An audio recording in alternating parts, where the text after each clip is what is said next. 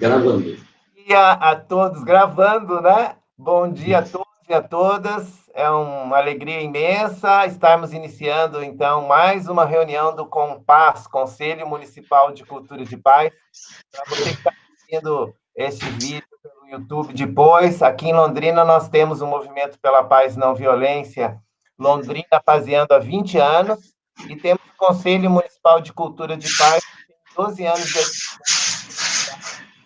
no Educação para a Cultura de Paz, Educação para a Paz. Hoje estamos recebendo aqui o Euclides Lunardelli, que é engenheiro, psicólogo, ativista da Educação para a Paz, que vai falar para a gente. Nós estamos, nessa semana, estamos desenvolvendo a Semana da Família e o Dia do Pai, né? Então, nós temos tido várias atividades.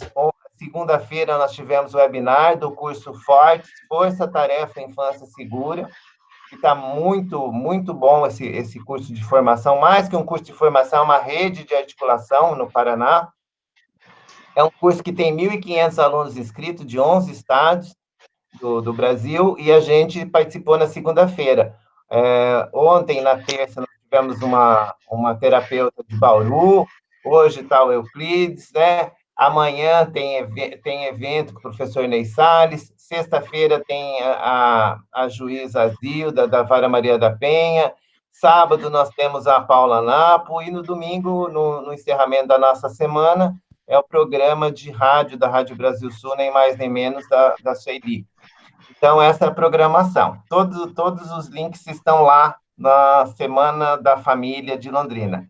É uma pré-semana da Semana Municipal da Paz, 20ª Semana Municipal da Paz, 20 anos de Semana da Paz. Bom, já falei bastante, né, as informações.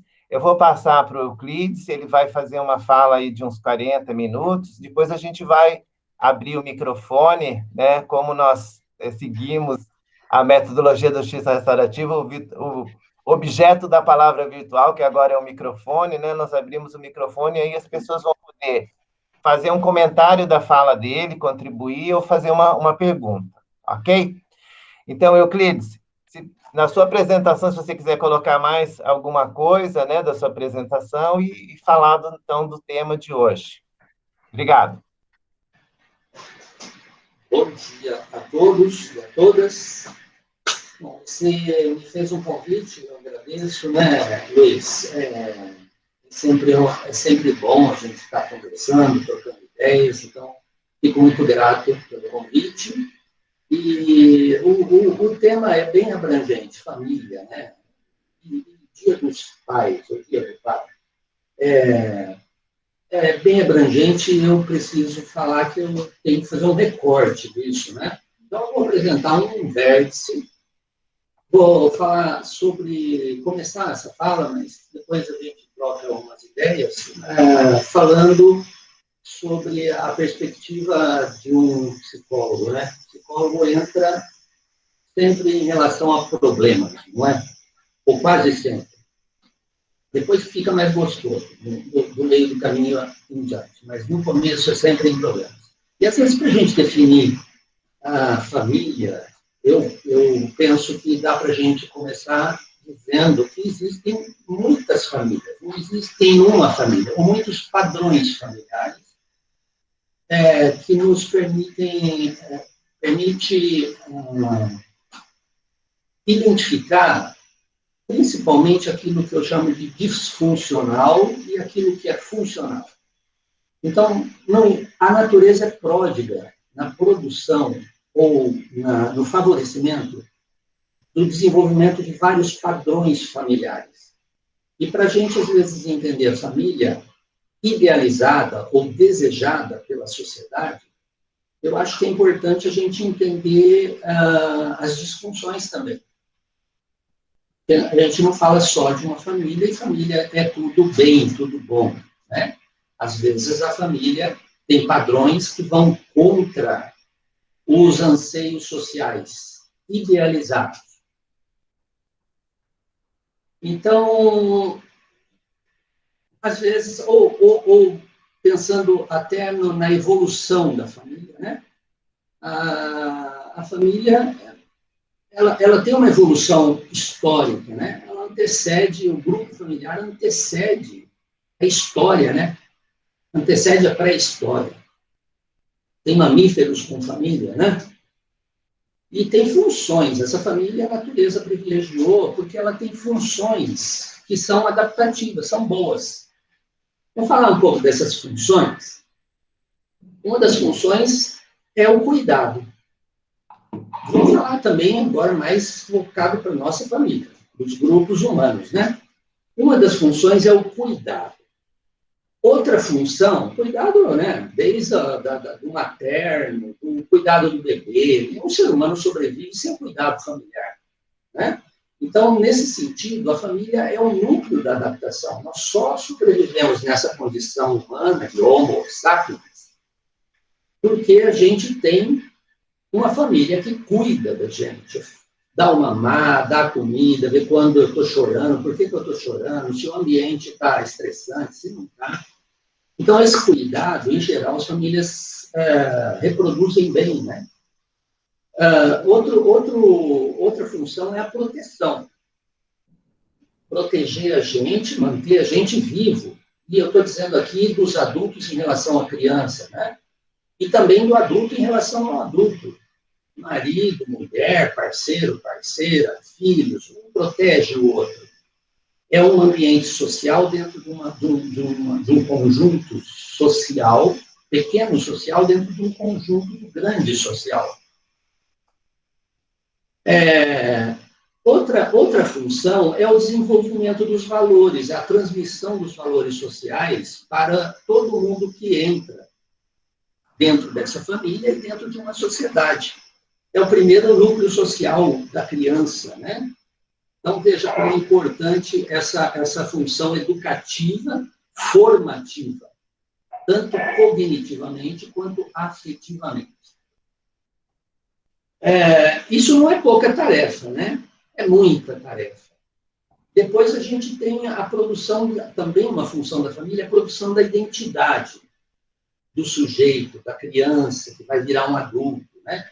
A identidade do ser, tão difícil hoje em dia, né? de se produzir, de se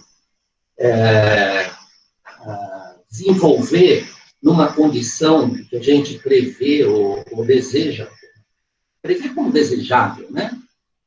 A identidade do ser. Depois, a identidade produtiva do sujeito. A família tem essa função também.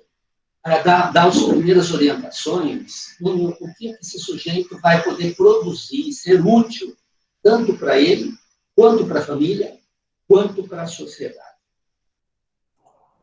Não são poucas funções, são difíceis, são complexas, né? Então, vejamos. A disfunção da família, ela pode ser pensada por diversos ângulos. Primeiro que eu falei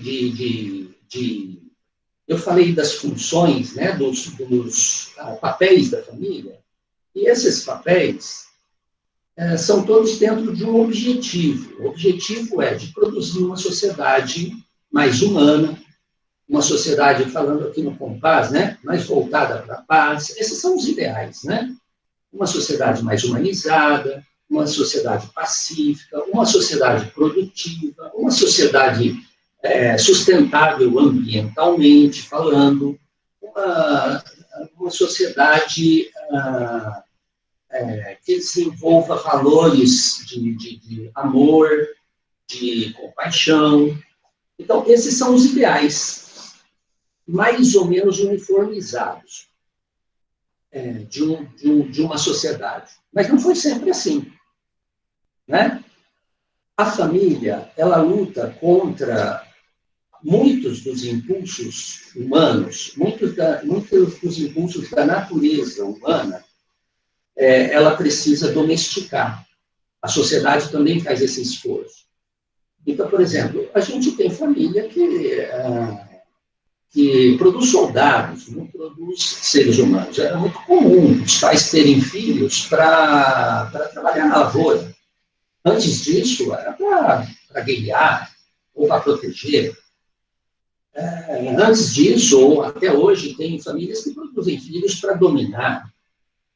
Tem famílias que mais levadas por os impulsos mais primitivos desempenham vários papéis, por exemplo, como cuidado e proteção para ter e quem bater.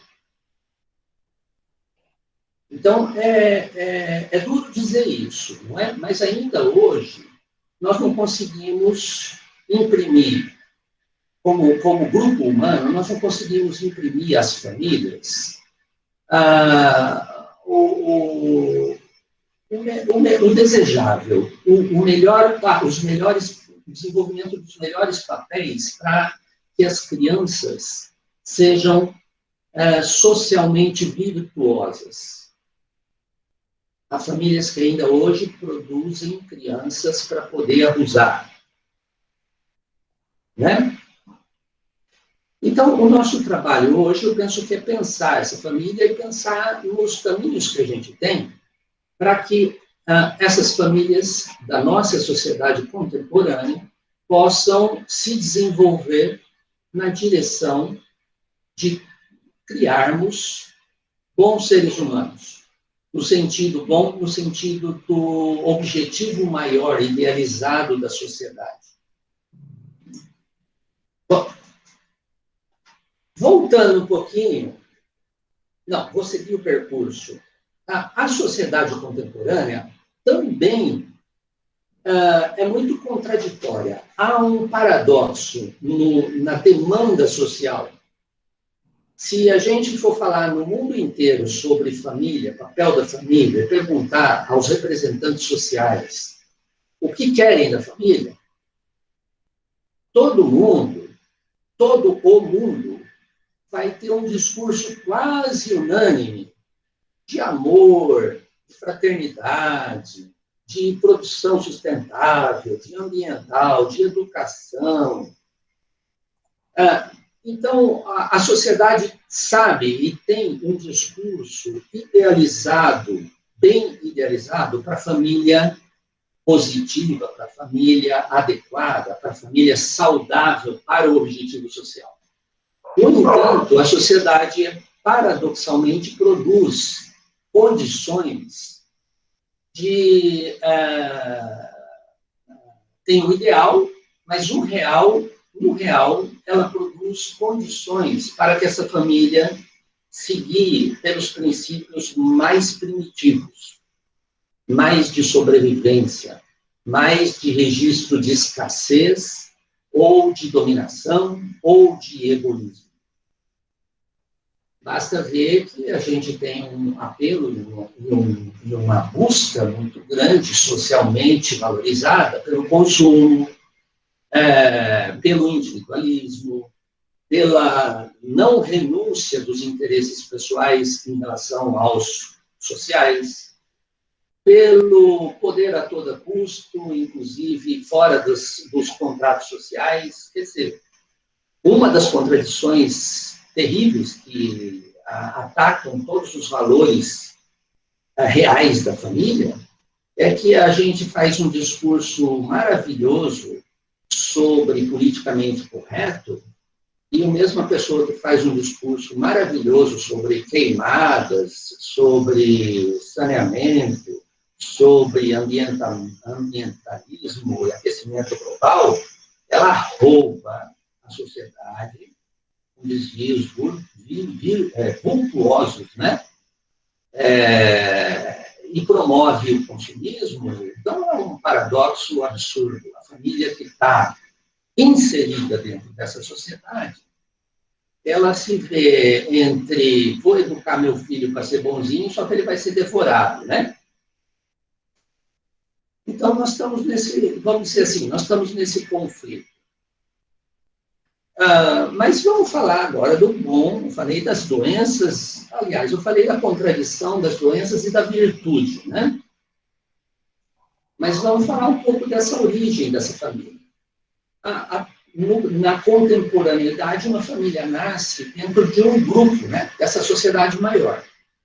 e ela amadurece com os valores do seu grupo e busca amadurecer os seus membros, os seus filhos, com a educação que a gente promove, né? Não só a educação formal, mas a educação formacional, a identidade do ser, que é prerrogativa principal da família, ela desempenha o papel desse desenvolvimento dessas crianças, desses novos membros da sociedade.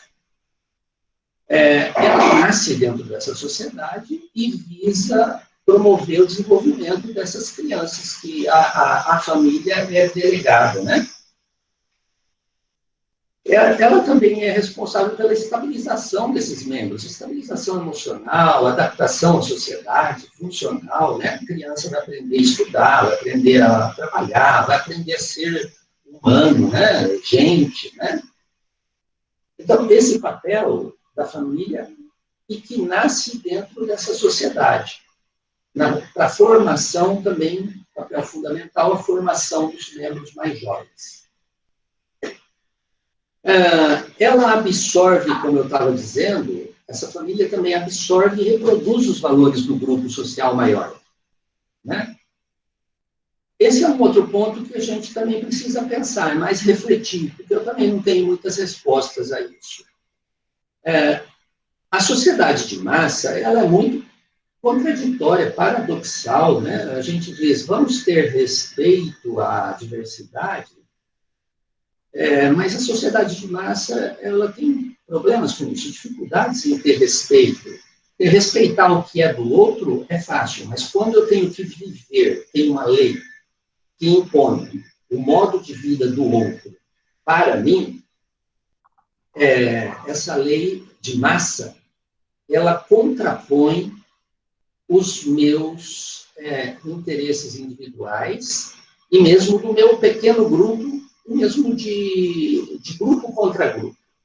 Basta você colocar um grupo de uma religião vivendo com um grupo de outra religião e você vai ver que tem valores inconciliáveis, né? Tem valores inconciliáveis. A família está dentro dessas pressões, dentro desses ideais e dentro dessas contradições. Então, é uma administração dificílima, vou dizer assim.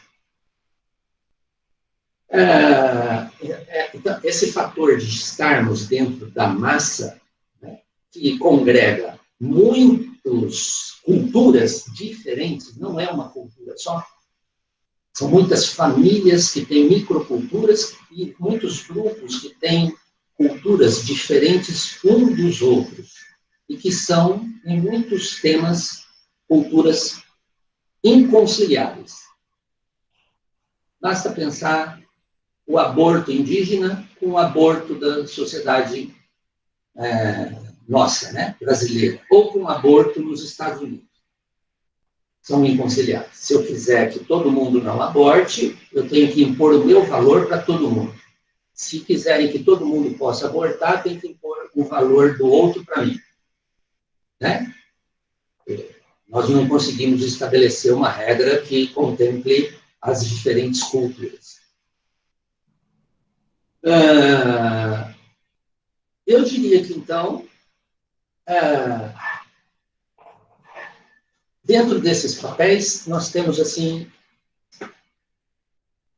muitas dificuldades em trabalhar entre o que é ideal e o que é real.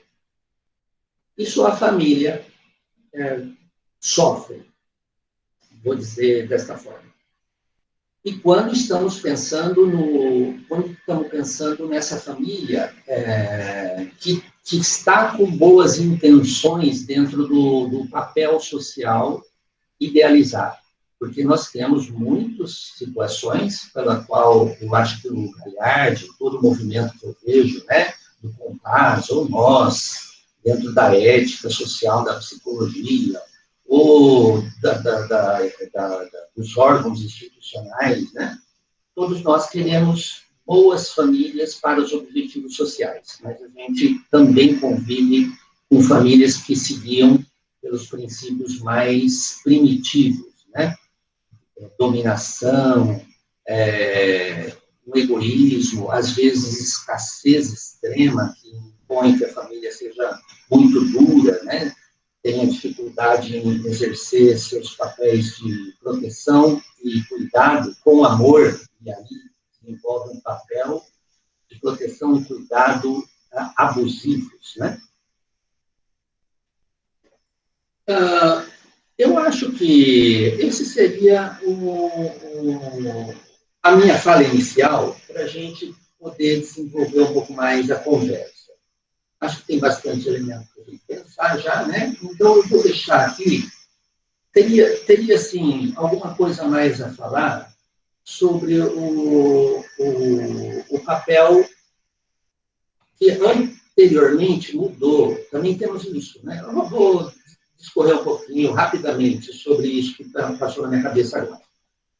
Nós temos o que era convencionalmente, há algum tempo atrás, chamado de pai, de papel masculino dentro da família, e mãe, papel feminino, e que hoje, pelas novas configurações devidamente instituídas, né, nós temos mudado até o nome, não chama mais função materna e função paterna. Ou ainda se chama, dentro da psicologia, um pouco, função materna e função paterna, mas que pode ser exercido tanto pelo homem quanto pela mulher, a função materna e a função paterna, né? Eu estava brincando com a Carla que função materna é mais ou menos, criança chega, é mais ou menos que nem check-in, né? E função paterna é check-out. A gente diz hoje, mudando o nome, de função ativa e função passiva dos valores humanos que a gente transmite para a criança. O que exemplifica rapidamente a função materna é que a função materna está mais identificada com o holding, com a sustentação da criança, com o reconhecimento da criança e do que ela traz de valor, seus impulsos primitivos. Então, é um útero que acolhe, é um check-in. Você chegou à vida, minha criança, e você tem características de raiva, de medo, de impulsividade, de dominação, eu acolho isso. E o check-out, ou função ativa, ou função paterna, é a lei, né? Isso foi exercido, e ainda é exercido nos grupos humanos, pelos dois. Pelos pais e mães, ou pelos pais homens, mães homens, e pais mulheres e homens mulheres. Quer dizer, mesmo numa família monoparental, que tem um pai só, a mãe, ou o pai, ou o cuidador exerce a função paterna e função materna, que é dar o cuidado, o desenvolvimento e também a lei à criança.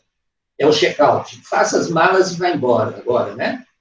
Porque você já está grande, pode produzir, quer dizer, aquele empurrãozinho para fora do ninho é uma função paterna. Isso também deu uma borrada na nossa sociedade contemporânea e nós temos também essa dificuldade do papel familiar. Com isso, eu fecho minha fala e abro para a gente pensar junto alguma coisa que surgir aí das ideias ou da fala das pessoas que estão participando. Tudo bem? Então, eu vou dar a palavra para o pessoal, já que nós temos até um pouco mais de tempo, né?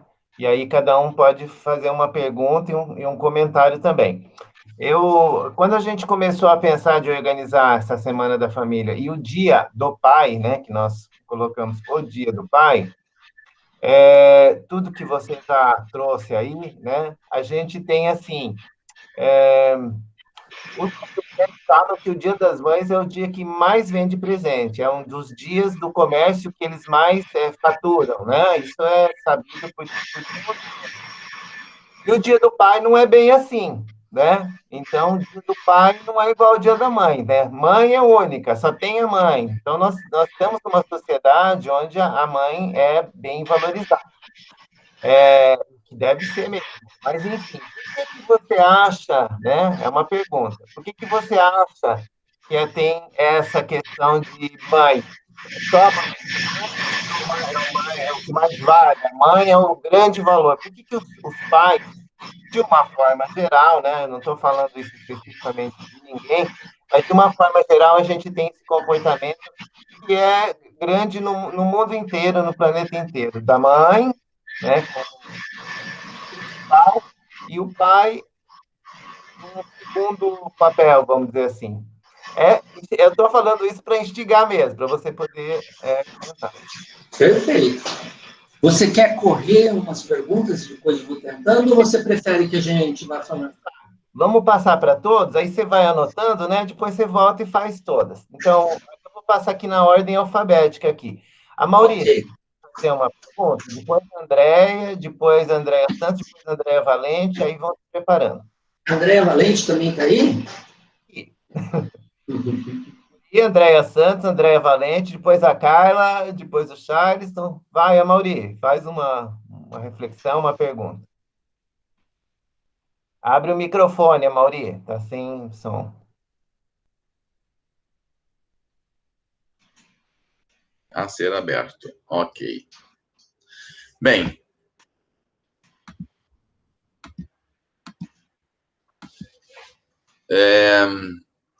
acho o tema muito pertinente, né? Pensar a nossa sociedade e a base da nossa sociedade é a família, né? E é claro que o modelo da família, como disse Euclides, né, são diversos, né? Mas a função dela é sempre de proteger, de cuidar, de preparar essa criança para a fase adulta, né, que por sua vez vai tornar-se um pai ou uma mãe, ou não, né, mas que terá, né, também, tratará depois com outras crianças, né, com outros adolescentes, né, e o que a gente percebe muitas vezes é a reprodução, né, do comportamento das crianças, do pai, como era o tratamento dele, né, como ele recebeu esse tratamento, né. Então, se nós não estamos satisfeitos com a sociedade que vivemos, né, basta mudar o comportamento, porque nas futuras gerações nós teremos uma sociedade diferente. É isso, Euclides. Bastaria que nós mudássemos o comportamento e nós teríamos, ou teria outros fatores que poderiam trazer, né, algumas coisas ruins que a gente sabe que acaba acontecendo naturalmente. Ok, obrigado, Maurício. Andréia Santos, depois Andréia Valente. Você quer fazer uma pergunta, uma colocação, Andréia Santos? Bom dia. Então, eu penso, assim, né, é uma reflexão minha, né, eu perdi a minha mãe vai fazer 20 anos, e quando a minha mãe era viva, o meu pai ficava de fato em segundo plano, né, e hoje, assim, eu sempre comento com a Carla, né, que meu pai ocupa um papel fundamental na minha vida hoje, né, que, lógico que ele tinha seu papel enquanto criança, mas que hoje, assim, ele supriu também o papel de mãe, né, precisou acontecer um rompimento, né, para que ele pudesse, de fato, assumir um papel. Talvez também eu penso, não sei se eu estou errada, que as personalidades, né, quando a gente está falando de uma família, às vezes uma personalidade se sobressai sobre a outra, né? E é lógico, a Mauri disse que a gente reproduz aquilo que a gente viveu, concordo plenamente, mas que a gente tem vivido também numa sociedade que há que a gente tem tentado quebrar esses paradigmas, né? Enquanto a minha família, eu vejo eu e o Marcelo, enquanto pais, eu reproduzo muito daquilo que eu vivi, mas eu tento, né, olhar e falar, não, pera lá, eu também tenho que deixar o Marcelo ocupar o papel dele de pai. Então, acho que também penso, eu não sei, posso estar errado ou não, também acho que aqui não é questão de estar certo ou errado, mas a gente também parar muitas vezes e olhar para si, para deixar o outro ocupar o papel dele também, né? E a gente, enquanto mãe, a gente realmente tem esse papel de proteção, de cuidar, de dar, fazer, de correr, de assumir milhões de papéis, né? E às vezes a gente acaba ocupando o papel do outro, e é mais fácil a gente abrir mão também, né? O outro abrir mão do seu papel porque tem alguém que está fazendo isso, né? Então, não sei, eu acho que a gente também, enquanto família, nós também temos que parar e olhar para dentro da gente e ver qual é o papel que a gente está ocupando, e se a gente não está ocupando o espaço do outro. Ok, Andréia Santos. Agora a Andréia Valente, depois a Carla. Andréia Valente, você quer fazer uma pergunta? Vamos lá. Oi, bom dia. Eu não tenho pergunta, quero só parabenizar o Euclides. Estou aqui de espectadora. Acho que essa pergunta feita pelo Amaury já vai ser bastante abrangente, né? Vai dar para ele explanar aí sobre as questões multifatoriais que envolvem a família, a formação, etc. Então, só parabenizar mesmo o evento. Ok, obrigado, Andréia Valente. Agora vamos passar para a Carla aqui, né? Que é mãe e esposa do Euclides. Vai lá com a sua. Aproveita, Carla. Agora chegou a minha hora. Não, mas Não eu chegou quero nada. primeiro... Você não pergunta nada, é coisa difícil. Eu vou fazer aquela pergunta que nós combinamos, então, estou brincando. Quero primeiro parabenizar, né? Eu convivo com a Euclides, a gente forma uma família, né? É uma família meio complicada, que também tem vários, é uma montagem de uma família, né? Mas, enfim.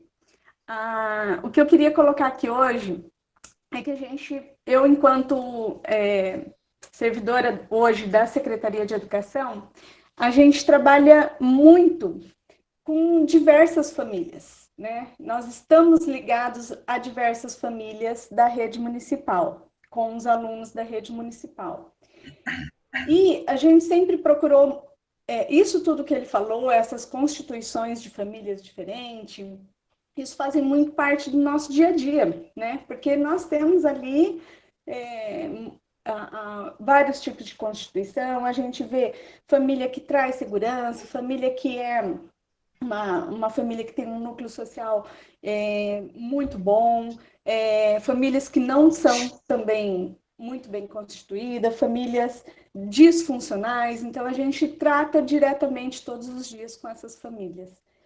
E hoje, com a questão das aulas remotas, a gente necessita mais ainda do apoio e da família e de uma certa segurança para que a criança possa vir trabalhar um pouco a questão da escolaridade, né? E o nosso princípio hoje tem sido muito a base do afeto. Porque a gente percebe que muitas famílias não trazem isso, né? Então, a gente tem tentado trabalhar com os alunos através das aulas remotas a questão do conteúdo escolar, mas principalmente também essa questão da afetividade, essa questão de criar mais vínculo. E o Programa Vida, ele vem fazendo muito isso, né? Todas as ações que a gente tem envolvido, e os professores também têm feito muito isso, acolhido os pais, acolhido todos os responsáveis que estão por aquela criança, né? A gente percebe assim que tem pai ligando para a professora, falando, olha, eu que acompanho meu filho aqui, taranã. Então, assim, a gente tem visto mesmo tudo isso que o Euclides colocou acontecendo de fato, né?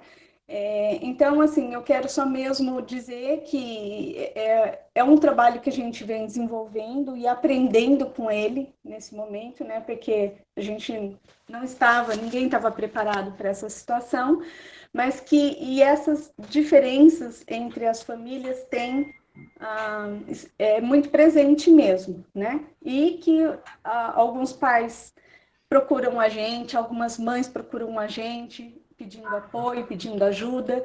Então, e a questão da afetividade, que é o grande fator hoje. Então, eu queria só que o Euclides falasse um pouco dessa questão da necessidade da afetividade hoje nesses núcleos familiares, né? Nesse momento de pandemia, inclusive, o quanto é realmente necessário, o quanto a gente tem mesmo que buscar isso, se é esse o caminho. Bom, é isso aí. Luiz, se você puder me inscrever, eu te agradeço. Quem falou? Martinha. Então fala, Martinha, aí depois é o Charleston, aí eu volto na lista. Fala, Martinha. Obrigada. Euclides, muito obrigada pela sua fala, pelas suas reflexões.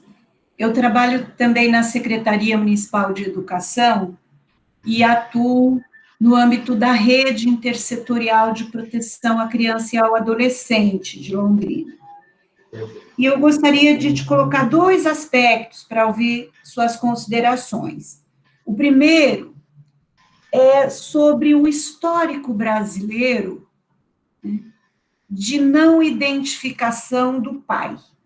Então, quando o Estatuto da Pessoa com Deficiência foi promulgado, quando o Estatuto da Criança e do Adolescente foi promulgado no Brasil, uma das grandes campanhas nacionais que houve foi pelo direito à certidão de nascimento, porque se verificou que no Brasil havia um grande contingente de crianças, adolescentes, até jovens, sem certidão de nascimento. E ao tomar pé dessa situação, né, quando essas famílias buscaram esse documento para as crianças, houve a identificação de um outro fenômeno. Essas crianças só tinham mãe, pai desconhecido. E esse fenômeno gerou uma mudança na legislação brasileira, que até então, para se colocar o nome do pai na certidão, ele tinha que reconhecer essa paternidade. A partir de então,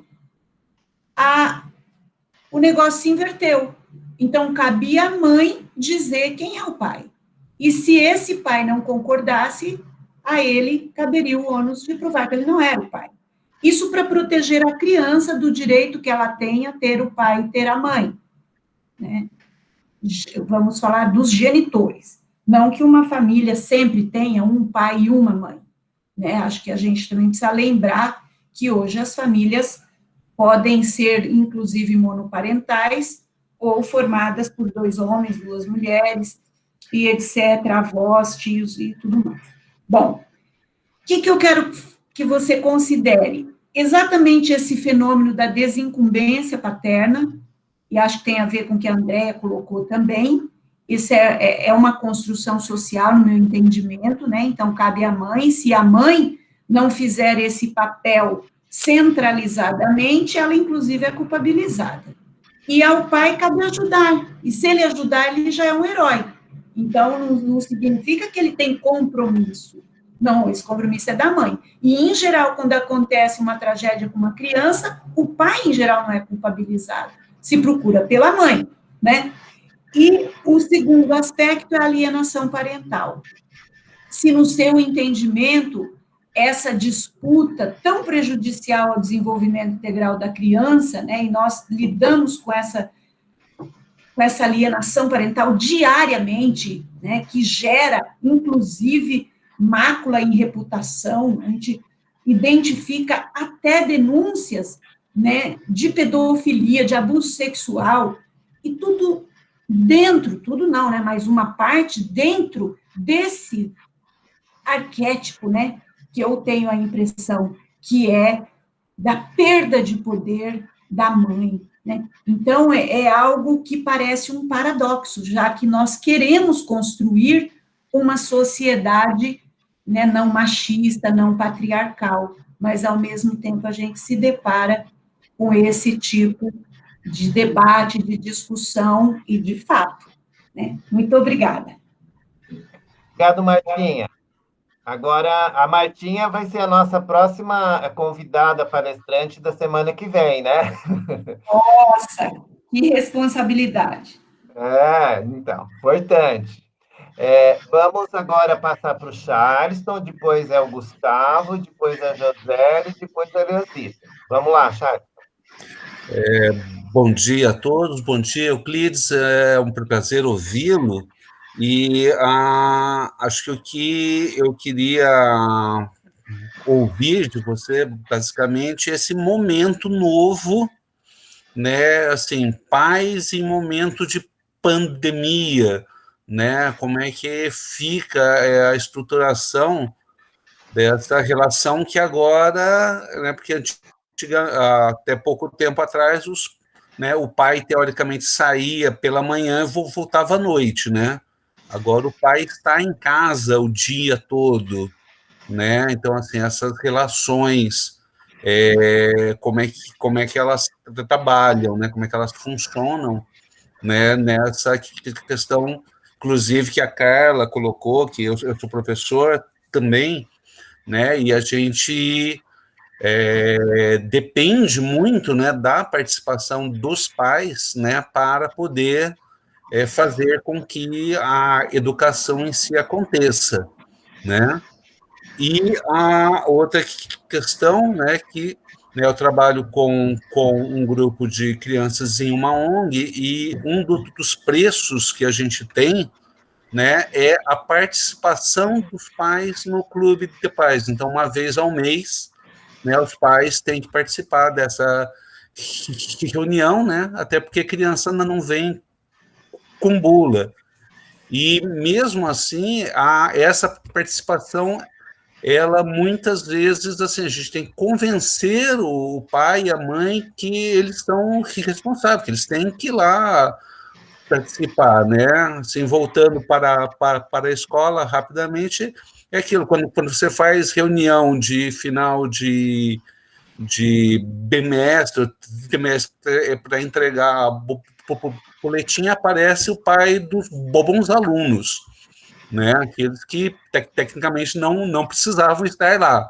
Aqueles pais que você precisa conversar, que você precisa entender, esses pais normalmente eles não aparecem, né?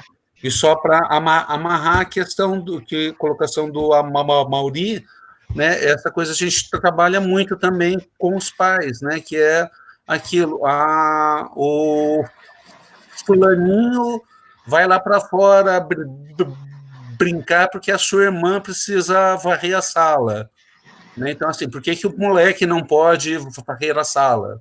Né? Por que o moleque não pode lavar a louça? Então, a própria mãe, né, ela vai reproduzindo, né, esse processo de papéis, né? Então, assim, como é que você consegue fazer o menino entender que ele não é visita na casa dele, ele é membro da casa, né? Ele também suja, ele também gasta, então ele tem que participar, né? Ele é um morador da casa dele, ele não está a passeio ali. Basicamente, então, fica essas três questões no ar. Obrigado. Valeu, Charles. Vamos passar para o Gustavo, depois a Josélia, depois a Leozita. Gustavo. Um minutinho. Isso aí. Bom dia a todos. Tudo bem? Estão me vendo e ouvindo? Ok? Tá, perfeito. Da mesma forma que o Charleston abordou, eu agora trago a experiência do movimento escoteiro em cima da questão do relacionamento com os pais. Dentro do escotismo, a família faz parte. Na verdade, nós falamos dentro do movimento escoteiro que a inscrição não é da criança, é dos pais, dentro do movimento escoteiro. A criança é um beneficiário do registro dos pais no escotismo, né? Porque o escotismo é uma instituição que ela acredita na família. Ela segue os princípios Deus, pátria, próximo, né? Ela segue os princípios de que a família faz parte do processo da formação da criança e que sem a participação da família a criança não completa a formação escoteira dela, né?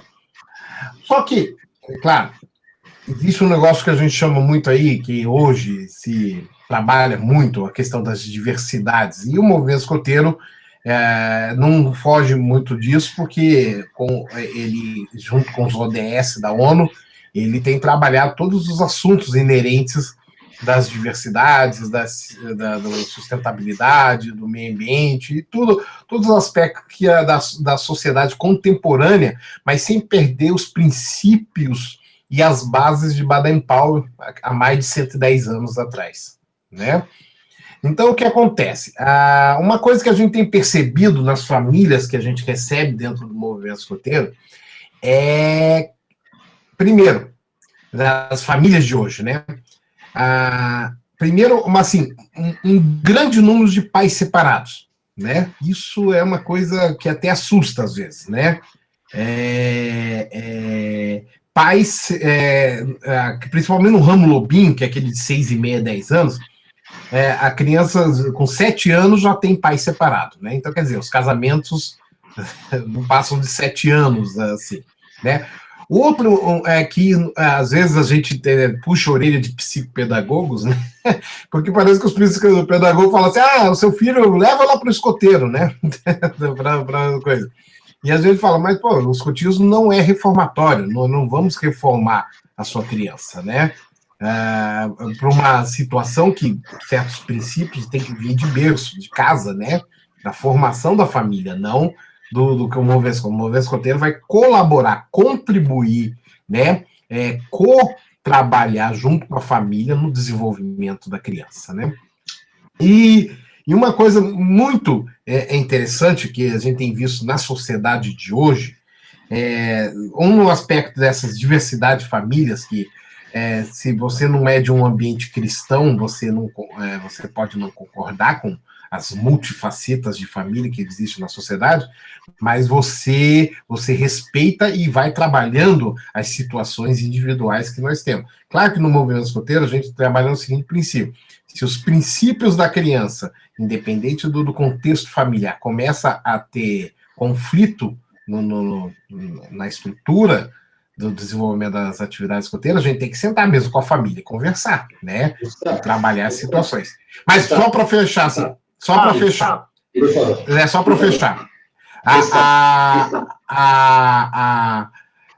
A questão dos pais não assumirem suas responsabilidades como pais das crianças. Isso a gente percebe muito no escoteiro. O pai não entende que ele é corresponsável das questões. Existe uma cultura muito forte nas famílias brasileiras que é assim, se está no escoteiro, está na igreja, está na escola, a responsabilidade é da instituição, não é minha. Tá? Então, só para fechar. Obrigado, Gustavo. José, vai fazer uma fala? Se não, vamos passar, então, para a Leozita Baggio, depois a Lília e depois a Cidinha. Leozita, tem que abrir o microfone. Leozita, abre o microfone, senão não dá. A Lília pode abrindo o microfone dela, se ela tiver, para depois já falar.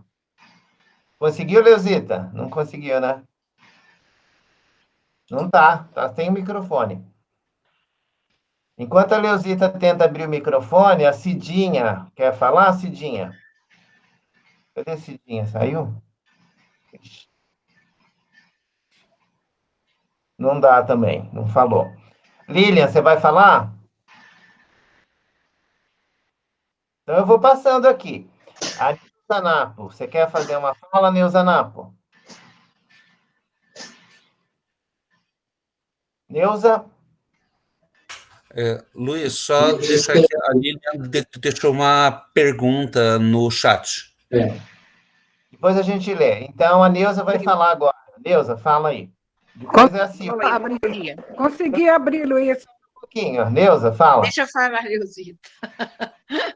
Olha, eu acho assim também que há que se fazer também algumas referências, não só esse modelo de família tradicional, pai, mãe, né? Que vai ser modelo assim, família margarina, mas hoje nós estamos tendo um grande número de famílias homoafetivas, né? É um casal assim, de masculino, um casal feminino. Então, nós isso também traz algum problema, assim, problema não diria, mas traz assim, alguma situação diferente, né, no contexto, né, até de estar vendo essas pessoas, vendo essas coisas com crianças e com a própria postura nossa mesmo, né, tendo em vias seria essa nova, né, forma de ter uma família, famílias muito diferentes, famílias que têm outros, né, outros modelos, né. Então é isso que eu tinha que falar. Mas queria me parabenizar também, viu, porque você fez uma abordagem muito boa e quando você deixa assim aberto para a gente falar, eu acho que surgem muitos assuntos, surgem, né, muita polêmica, isso enriquece muito o trabalho, viu? Tenha um bom dia a todos. Tchau. Leozita, eu fechei seu microfone, estava barulho, você quer abrir de novo? Está fechado seu microfone, Leozita. Se você quiser abrir ele de novo... Oi, é meu neto que está correndo aqui com o carrinho, eu estou com a outra neta no colo, vou tentar. Eu acho que essa questão é que faz muita coisa ruim acontecer, não só no nosso país, como no mundo. Porque, na verdade, assim, muita gente não coloca filho no mundo porque quer. Transa, né, faz um ato sexual e aí resulta um filho e ninguém tem nada com isso. O filho nasceu da parede, do Espírito Santo, etc. Então, é muito difícil ter a responsabilidade... Tá, querido, espera aí um pouquinho. Espera um pouquinho, olha lá, Tica. Então, eu, por exemplo, e outros fatores, eu acho assim, uma herança cultural complicada para ser resolvida. Na verdade, assim, eu também na escola, há muitos anos atrás, que eu parei, já aposentei, eu tinha parado de fazer cartões, não só para a mãe, quanto para o pai. Para o pai, principalmente, porque geralmente era um pai ausente, principalmente em escola pública. E ausente que eu quero dizer assim, né? Na particular também ausente. Eu tenho uma amiga que fala que pobre manda o filho para a rua e rico manda para o motorista cuidar. Então, assim, por quê? Porque às vezes a criança chorava porque não tinha pai, porque o pai tinha abandonado, ou o pai era violento, coisas assim. Então, para que fazer um cartão? Inclusive, eu até brigava com o coordenador, que não, você tem que fazer. Eu falei, não vou fazer. Para que eu vou traumatizar mais ainda a criança? Então, assim, eu acho que é bastante complexo. Eu acho que de fato, tem que ter mais assuntos, mais gente falando a respeito, mas eu não sou muito otimista nesse caso, não. Tá? Mas parabenizo o palestrante e acho que tem que ter muito mais falas a respeito. É isso. Ok, Leozita, obrigado. Vamos passar para a Cidinha agora. Cidinha, nós te chamamos, você tinha saído. Agora você voltou, faz a sua pergunta. Depois é a Silvia e aí vai encerrar. Eu fui ligar o microfone e eu desliguei o vídeo. Bom, enfim, muito do que eu tinha que perguntar já foi contemplado pelos participantes anteriores. O que eu coloco é o seguinte... Já votou. Alô? Falar? Pode falar. Cidinha. Oi, posso falar? Pode falar. Uhum. Como eu tenho uma visão mais de girafa, não pelo pescoço comprido, mas por conta da idade, eu acho que eu tenho uma esperança, eu acho que nós estamos num caminhar, entendeu? Eu vejo as famílias por exemplo, de meu filho, meu afilhado, tudo, como eles participam mais da vida da família. Então, esse papel masculino vai está sendo aumentado. Eu vejo o próprio Luiz, né, em relação aos filhos, existe um cuidado maior, não é como era antigamente, que o homem não sabia de nada, não se interessava, era uma coisa da mulher. O que eu queria falar é hoje o que o padre Manuel Joaquim coloca na crônica dele, no Espaço Aberto, sobre a indignação. Então, ele faz uma comparação entre a revolta e a indignação. Ele diz o seguinte, que a indignação é sempre o começo de algo, e que ele menciona um poeta português, Miguel Torga, que falava a respeito do período da ditadura em Portugal, que é um fenômeno curioso. O país ergue-se indignado, moureja o dia inteiro indignado come, bebe e diverte-se indignado, mas não passa disto. Somos socialmente uma coletividade pacífica de revoltados. Não sei se deram para ouvir, porque... Ouvimos. Deu para ouvir, tá? Então, o que eu falo é o seguinte, o que eu penso, como eu trabalho numa ONG que foca no enfrentamento à violência doméstica e familiar, me preocupa muito nesse tempo de pandemia, não só na pandemia, que é uma coisa que está aflorando agora, a violência contra e o abuso sexual contra criança e adolescente. Então, que essa nossa revolta, como é que a gente pode traduzir a nossa revolta em indignação e fazer alguma coisa a esse respeito?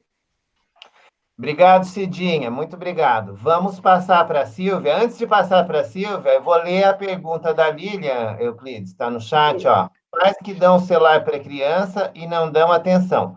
Como reduzir esse problema? Silvia, por favor, faz a sua... Oi, para quem ainda não viu, bom dia. Então, vamos lá. É isso, o Charleston tocou várias pessoas ficar para o final, né, em perguntas, tem vantagens e desvantagens. Já fizeram muitas das perguntas que eu queria, mas eu fico sem pergunta para fazer. Porém, tem algumas observações, sim. Por exemplo, quando o Charleston falou sobre os pais que precisam ir para a reunião e não vão, como eu sempre atuei na outra ponta, né, últimos anos de faculdade, principalmente o último ano da faculdade e na direção, como coordenadora e diretora, eu encontrava, sabe, que aí vão para a faculdade, né? Aqueles pais que não foram para as reuniões no primário, na escolinha, ainda, eles vão bater depois lá no professor, no diretor do curso superior, para reclamar que o curso superior está prejudicando o seu filhinho que já está com a faculdade pronta, porque ele faltou, porque faltaram décimos, por quê, né? Era até muito engraçado isso, porque já atendia sorrindo, né? Aquela coisa do sorriso irônico, mas era, né? Agora se preocupou com o filho, depois de pagar tantas anuidades, agora você se preocupou, mas levava. Então, isso é uma coisa para pontuar. E a Cidinha agora ainda também falou de uma coisa que também tenho visto, pais mais conscientes. A tal da pandemia, esse tal desse vírus, que não tem graça nenhuma, o vírus, mas ele trouxe realmente algumas coisas interessantes. Uma delas é isso. Não só aflorar a violência, e eu acho que essa violência precisa ser aflorada mesmo, precisa ser vista, né, para poder provocar a reação, enfim, poder provocar uma assistência específica nos locais onde estava escondida a violência familiar, né?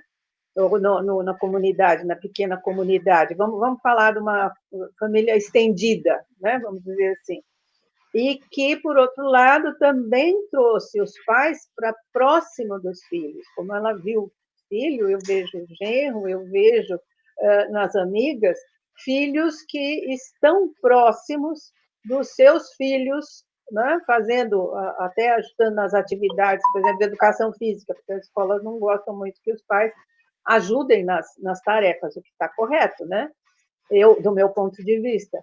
Mas, por exemplo, pais fazendo mais atividades físicas com seus filhos, porque todos estão precisando, né? Então, é uma participação maior na família. Agora, esse olhar complexo, né, e amplo para a família, neste momento, do ponto de vista do pai, realmente, é muito interessante. Então, se você puder falar um pouquinho mais exatamente sobre esse papel do pai, eu vou gostar muito. Mas adorei. Muito obrigada. Foi ótima a sua fala. Obrigado, Silvia. Obrigado a todos, né? O Euclides foi extremamente generoso, como todo bom psicólogo, né? Ouvir para compreender, deixou todos aqui fazer terapia, falar Agora, Euclides, você vai ter 15 minutos para dar conta de fechar, porque 10h30 nós vamos ter que terminar, que nós realmente cumprimos aí o nosso horário, né? E aí vamos ver agora, se vira nos 15 minutos. Se vira nos 15. Vamos lá. Eu vou tentar atender o desafio. Me perdoem se eu for... se eu errar em algum raciocínio mais impulsivo e não politicamente incorreto, porque vai ser no impulso responder tudo isso aqui, né? Vocês fizeram perguntas extremamente complexas, interessantes, desafiadoras. Vamos ver... Teu microfone está aberto, Silvia. Vamos ver o seguinte. Eu vou tentar pegar a primeira parte, que se encaixa, acho que, em quase todas as questões, e falando dessa primeira parte, já tem uma base para responder as outras, todas, né? Sob a perspectiva antropológica, vejam o seguinte: nós temos uma condição material que vai além da cultura, uma condição biológica, né? A mulher sempre teve o custo da procriação, o custo biológico da procriação. É ela que carrega, a barriga, a amamentação, são os primeiros cuidados. A empatia inicial com o bebê é da mulher. Então, na natureza, foi Deus que fez assim. A natureza, ela tem uma precedência à cultura. Falando um pouquinho para a Martinha também, né? Ela precede a cultura. E o custo biológico da criança é a mulher. A cultura modifica isso, tenta amenizar muitos traços da biologia, da natureza. A cultura, ela tenta modificar os impulsos biológicos também, muito ligados aos animais, ao regime de escassez e sobrevivência, que é muito peculiar a animais. A cultura tenta dissolver. A capacidade do ser humano em estabelecer valores que superam os instintos que nos dá essa possibilidade de criar cultura, e que a cultura pode fazer com que a gente saia das diretrizes biológicas, instintivas. A gente tem diretrizes chamadas não mais de instinto, mas de pulsão. Quer dizer, tem uma tendência, mas o ser humano pode desviar a tendência.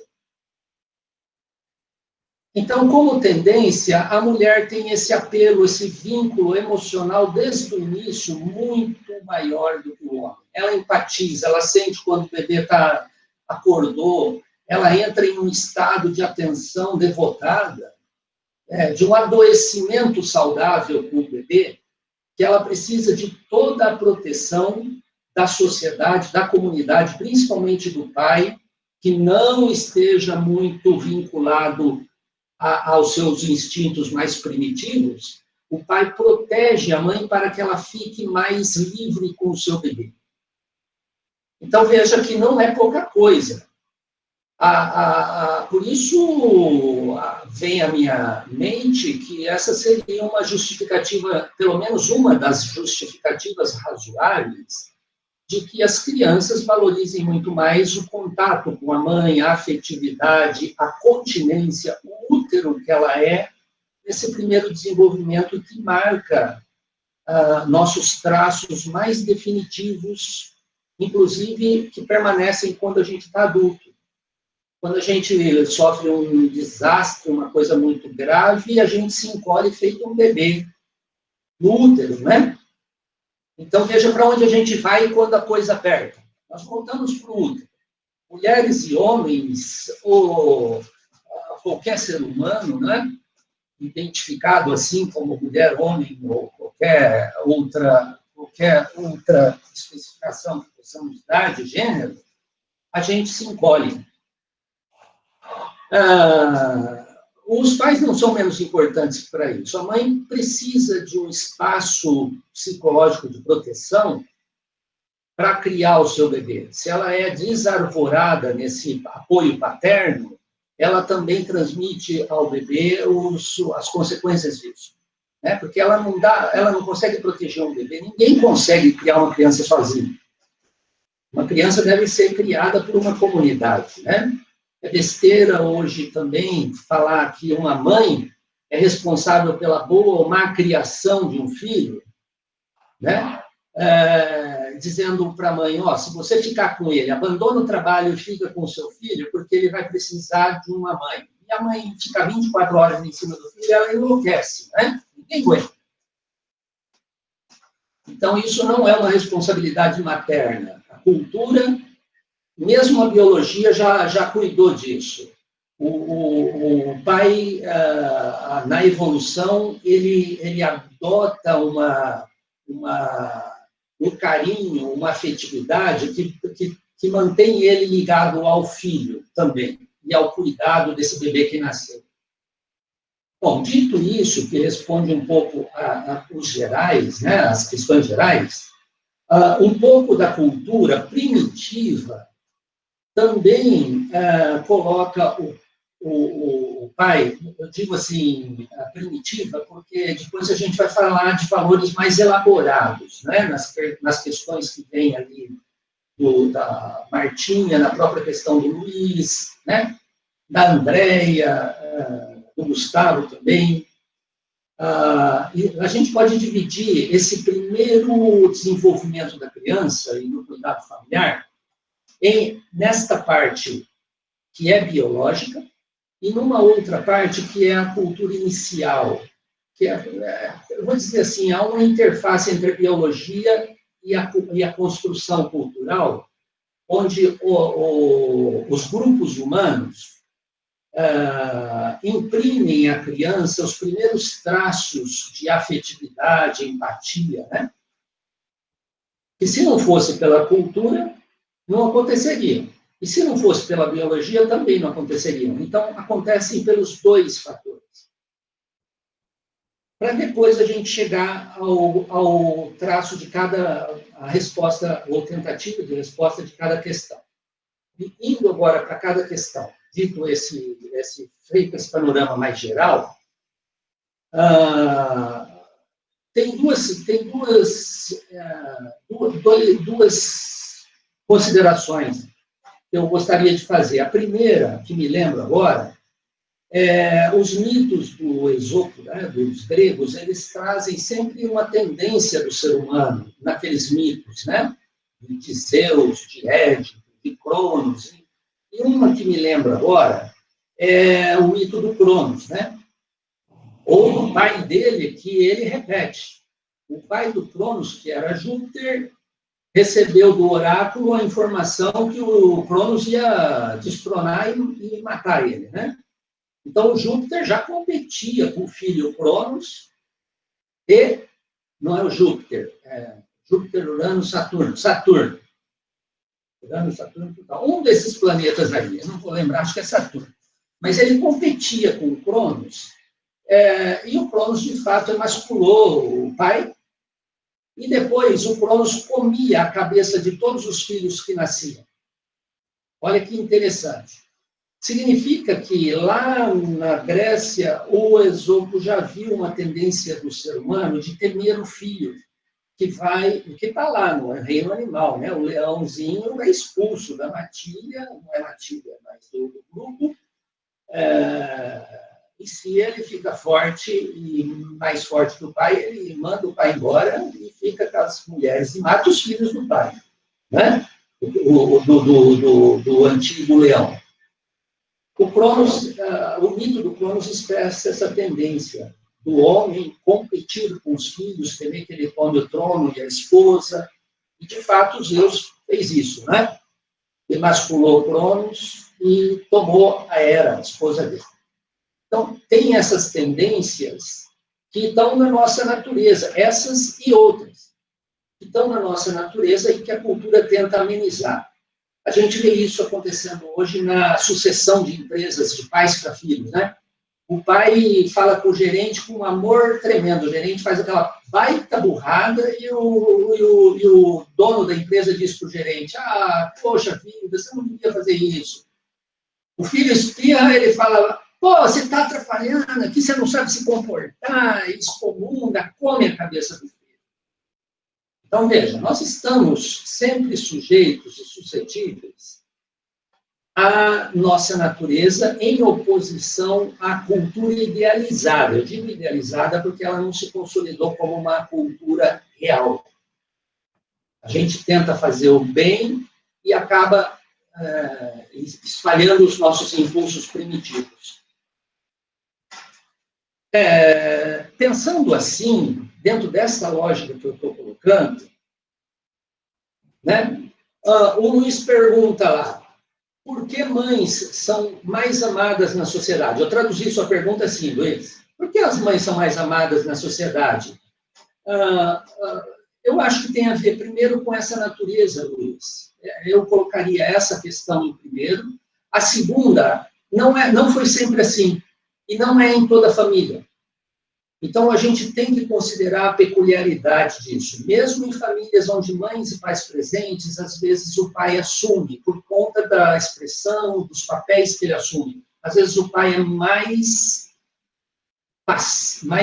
assume mais papel passivo do que a própria mãe, mais continente, mais amoroso do que a própria mãe, dependendo da configuração da mãe. Mas a tendência geral é essa mesmo. Pelo papel social que é imposto à mãe, né, que hoje se dá à mãe, a tendência é que a gente valorize o acolhimento, que passem a mão na nossa cabeça, que esperem o nosso devir, seja ele bondoso ou maldoso, a mãe pega, a mãe valoriza. Eu diria que isso também ajuda a sociedade de consumo. Uma sociedade que valorizasse mais as funções da lei, as funções paternas, ou as funções ativas, elas dariam mais presentes para os pais também. Mas não é a nossa cultura. A cultura de consumo gosta muito da desordem.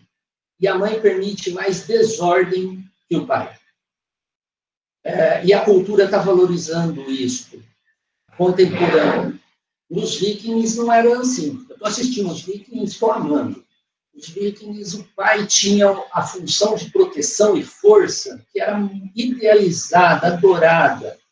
Não estou dizendo que é melhor ou pior, mas para a sociedade eu digo com certeza que é melhor ter a lei predominando a expressão livre, a criatividade livre. Criatividade livre bota índio, bota mendigo, gasolina no mendigo na rua e queima o mendigo para ver como que ele pula. Isso é criativo, ao extremo. Mas não é decente, né?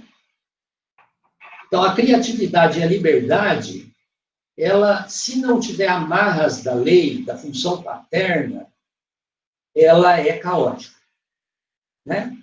O Big Bang é muito criativo, mas vai lá na origem dele para você ver o que sobrevive ali, né? Nada. Então, acho que isso tem a ver com a questão dos presentes para a mãe. A Mauri pergunta sobre a função de proteger e a reprodução, né? Muitas perguntas sobre a reprodução desse hábito. Veja, aí nós temos uma questão biológica também, de que os nossos primeiros anos, eles têm muitos fatores de imprinting, que é assim, a gente aprende e tem uma dificuldade extrema de mudar hábitos, e principalmente algumas características, por exemplo, a empatia. Muitos estudiosos dizem que a empatia jamais é conquistada depois de 5 ou 6 anos de idade.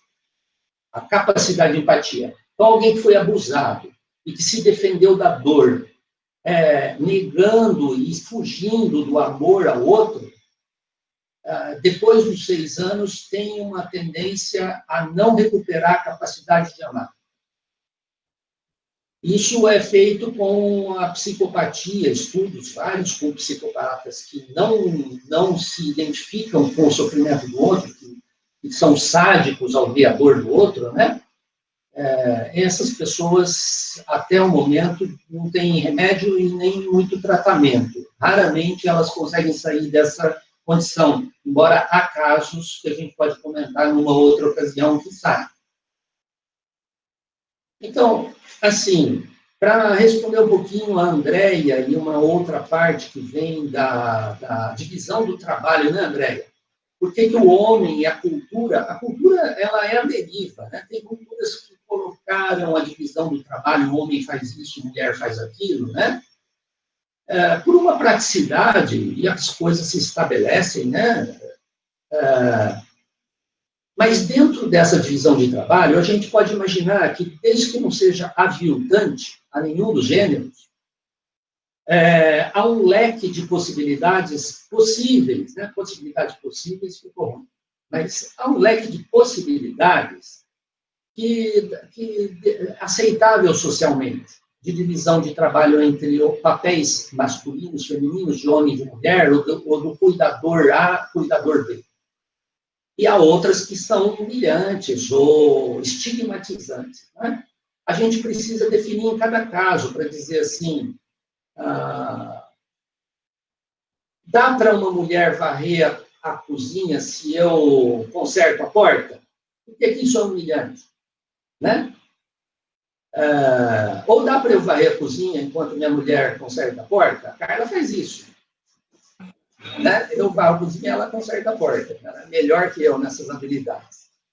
Mas há possibilidades, e isso tem a ver muito com a cultura. Agora, uma coisa que está ligada a todas as questões é essa mudança cultural. Desde o imprinting da criança, que estabelece uma cultura, tá? Muita gente falou disso nas perguntas, né? Por que a mãe treina o filho? Sempre treinou o filho. Por que o mundo é machista, se uma mulher que treinou o filho? Porque ela está, peixe não vê água. Ela está inserida, ou esteve inserida, numa cultura machista. Para sair disso, a própria mulher reproduz o machismo, né? Ou o próprio negativo reproduz o positivo dominante, para não dizer mulher e homem, né? E a cultura, ela é lenta, ela é pesada, ela é um Titanic, ela não é uma lancha, ela é um navio transatlântico. Você quer virar para a direita, na cultura você vai demorar décadas, né? Não seria o caso da gente mudar a cultura nessa condição que nós estamos, porque nós não temos cultura nem no Brasil e nem no mundo. Nós não temos uma cultura que uniformiza-se e vai para um bom caminho alinhada. Nós temos culturas divergentes. Então, quando alguém falou, eu acho que foi a última pessoa, Lívia, talvez o Acidinha, que ela é meia incrédula. A cultura de massa, ela faz isso. Ela tenta estabelecer algo que é de massa e não ouve as pessoas ou os pequenos grupos. Então, assim, não há como a gente estabelecer uma direção cultural. Há derivas e há segmentações, fragmentações esquizofrênicas, podemos dizer. Estamos a 10 horas e 32 minutos, eu não consegui dar conta. Acho que, de maneira geral, algumas questões foram respondidas, mas eu não consegui dar conta. Eu fico com a última questão para a Andréia, de que o pai, né, que ela menciona, ocupando esse papel, veja como é possível transferir, né? Não é uma questão masculina, feminina, mas o papel do teu pai, né, Andréia? Você fala de ser um papel que ele ocupou da tua mãe. Enquanto ela estava dividindo o papel, ele podia ir lá e deixar você aos cuidados dela, e você estava intimamente ligado a ela. Quando ela faltou, ele ocupou a intimidade dela ao seu lado. E isso é o que deve acontecer, é o melhor que deve acontecer, né? eu sinto não conseguir atender o que faltou. Depois podemos trocar uma ideia privativamente. Foi ótimo, Euclides. Eu agradeço muito a sua participação hoje, né? Você já participou com a gente em outras aí, também perguntando e participando. Agradeço muito sua fala de hoje, a sua participação e tudo que você colocou. Posso pedir uma licença? Você concede 2 minutos só para... Isso, faz então esses 2 minutos de encerramento. Deixa eu avisar o pessoal aí. A gente tem uma outra reunião, inclusive, né? Depois que você fizer o encerramento, eu vou desligar a gravação. Aí a gente vai fazer aquele tchau coletivo, né? Cada um no microfone faz o tchau para a gente fechar o vídeo gravado, ok? Mas depois, quem quiser ficar aí ainda, conversar paralelo, pode ser. Você faz, então, 2 minutos, um fecho aí? O fecho dirige-se principalmente à pergunta muito importante que a Martinha fez sobre a identificação do pai. E escassez, Martinha, eu acho assim, a escassez e a miséria financeira, ela vira miséria afetiva. Miséria financeira e econômica não necessariamente é miséria afetiva, mas diante da desigualdade ela vira miséria afetiva. E a miséria afetiva, ela insere a sociedade, ou grupos dentro da sociedade, em um registro de viver em regime de escassez e sobrevivência, e não em regime de valores, de cuidados, do sagrado.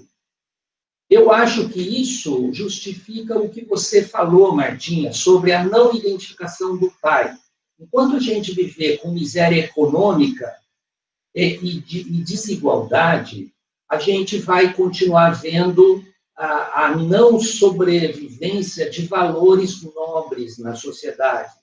E isso vai levar a qualquer tipo dessas tragédias que a gente acaba vendo, inclusive abuso infantil, onde se dá vazão a um impulso legítimo do animal. É um animal agindo. Ele não abandona os seus impulsos em função do sagrado. E também não acredito que a coerção vai fazer isso. A coerção vai levar essas pessoas a se esconderem, mas não vai desenvolver nessas pessoas o sagrado virtuoso. Talvez até desenvolva um sagrado bestial, que é sagrado não no sentido do bom, sagrado de que aquilo que a gente elege acima do nosso impulso de sobrevivência. Eu morro pelo meu sagrado. Pode ser que meu sagrado seja matar pessoas. Eu morro matando pessoas. Dou minha vida, mas não abandono a vontade de matar. Ou dou minha vida, mas não abandono o desejo de ter relações com crianças. Então, nós perdemos as virtudes em regime de escassez e de diferença social. Eu acho que isso é uma consequência que a gente vai demorar muito para mitigar na nossa sociedade. Ok? Ok. Muito agradecido, obrigado, parabéns pelas perguntas, muito ricas, e vamos lá. Ok, então, obrigado, Euclides. Vou pedir ao pessoal que abra os microfones para a gente começar, então, a fazer o tchau. Do lado esquerdo ali, quando eu parar de gravar, vai aparecer que vai sumir ali gravando para vocês. Vamos abrir e falar o tchau, então, para encerrarmos o vídeo? Pode falar. Vocês falando tchau. Tchau, tchau. Tchau, pessoal. Tchau. Valeu. Valeu. Aí, tamo junto.